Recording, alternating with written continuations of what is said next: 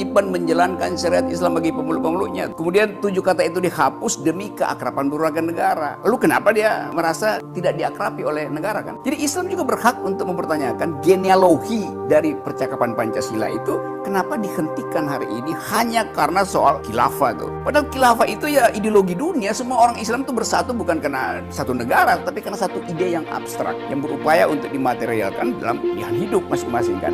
Islam itu sifatnya komprehensif. Semua soal ada di dalam Islam. Tapi problem saya selalu adalah mengucapkan kalimat yang menyakiti warga negara, radikal, itu nanti jadi pemberontak segala macam. Bukan sekedar paradoks, bukan sekedar diskriminasi, tapi penelantaran warga negara itu, ditelantarkan oleh negara. Tugas negara adalah melindungi itu. Kalau belum bisa memakmurkan, ya paling nggak melindungi warga negara.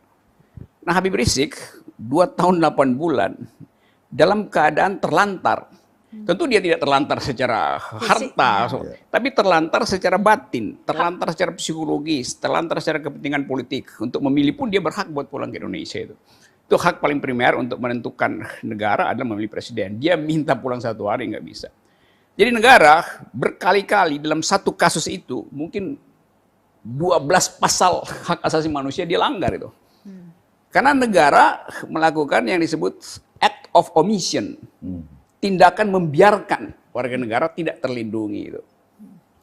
Lain kalau dia pencari suaka misalnya. Kalau Habib Rizik cari suaka, paspor dia akan buang supaya dia tidak dikembalikan ke negara asalnya tuh. Nah, ini orangnya minta balik. Ini justru orang yang minta balik. Jadi di situ paradoks kekuasaan tuh. Habib Rizik itu jadi komoditas permainan diplomasi, permainan intelijen, tukar tambah politik pilpres pada waktu itu. Jadi itu di dalam tubuh Habib Rizik bekerja 3-4 jenis ideologi. Ideologi kekuasaan, ideologi pragmatisme, ideologi oportunisme, dan semua itu dilakukan oleh negara. Lain kalau Habib Rizik dari awal memang ingin jadi disiden itu. Mau bikin oposisi di luar kayak Khomeini misalnya itu membangun segala macam, maka negara menganggap ini ancaman. Loh dia tidak dalam rangka itu, dia bahkan pergi melakukan ibadah segala macam itu. Atau bahkan mau studi tambahan itu. Jadi seluruh genealogi dari Habib Rizik itu sifatnya politis itu.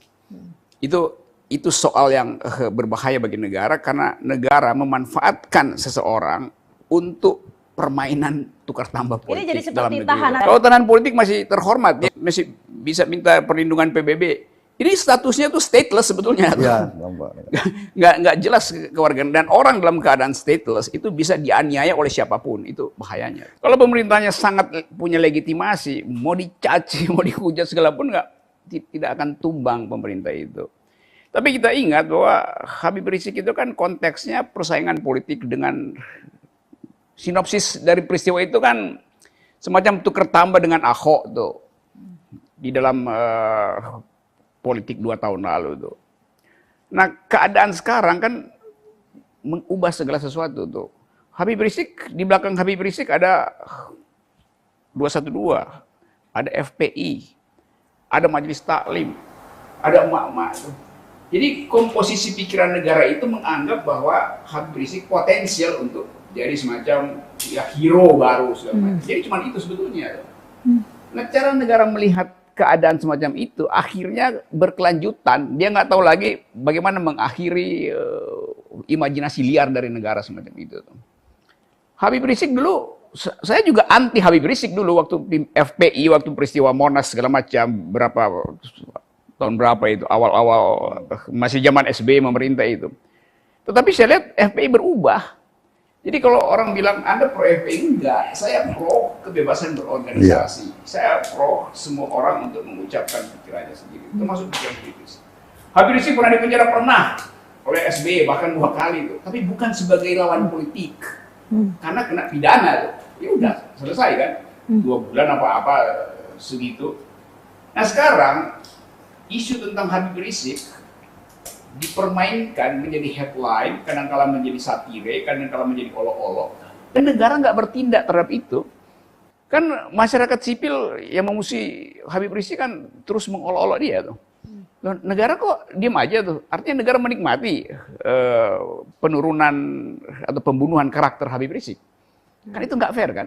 Saya bahkan kurang sepakat dengan teori itu karena Ahok diminta memimpin sebuah perusahaan dengan skala ekonomi yang sangat sangat besar, dengan potensi untuk terjadi fraud di dalam korporasi itu, dan ada semacam prinsip dalam hukum internasional atau etika bisnis internasional, orang yang pernah dipenjara itu bonafiditasnya itu diturunkan justru untuk memimpin satu perusahaan yang diperlukan kredensial, prudensial, dan seterusnya. Dia memimpin korporasi bisnis. Kalau dia jadi partai politik, oke-oke aja. Jadi misalnya Anda pernah merampok bank, Anda pernah membuat bank Anda rusak itu seumur hidup di Eropa itu nggak bakal diterima di dunia perbankan tuh, karena etiknya udah keliru tuh. Jadi mesti itu ukurannya tuh. Jadi hukuman itu memperlihatkan bahwa ada integritas yang tidak utuh di dalam diri seseorang kan. Bermasalah, tidak bisa mengontrol psikologinya. Itu soal-soalnya tuh. Nah, itu yang mestinya dijadikan dasar. Lain kalau dia masuk partai politik, ya udah selesai di situ, karena itu memang bagian dari kepentingan untuk mengakumulasi suara berdasarkan figurisasi itu. Tapi kayak Pertamina itu kan bukan soal figur. Itu soal kemampuan mengontrol diri. Soal intuisi yang kuat untuk melihat ini potensi korupsi apa enggak tuh.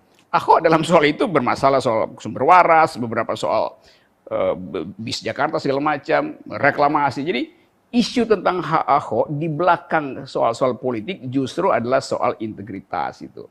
Habib Rizik tidak ada urusan dengan itu. Habib Rizik justru urusan politik semata-mata tuh. Nah sekarang politiknya udah selesai, Habib Rizik masih di situ, kan konyol tuh.